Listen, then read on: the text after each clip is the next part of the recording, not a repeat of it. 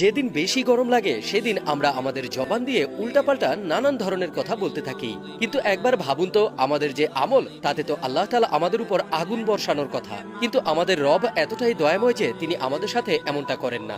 তো যেদিন বেশি গরম হয় সেদিন আল্লাহ তাআলা ফেরেশতাদেরকে জমিনে পাঠান, বলে, এই ফেরেশতারা, তোমরা জমিনে যাও, দেখো এই গরমে আমার বান্দারা কি বলে। কেউ যদি এই ছোট দোয়াটি পড়ে, আল্লাহুম্মা আজরিনি মিন হাররে জাহান্নামা, এর অর্থ হলো, আল্লাহ এই গরমের মোকাবেলায় আপনি আমাকে জাহান্নামের গরম থেকে বাঁচান, তখন আল্লাহ তাআলা ফেরেশতাদেরকে সাক্ষী রেখে ওই ব্যক্তিকে জাহান্নামের গরম থেকে মাফ করে দেন।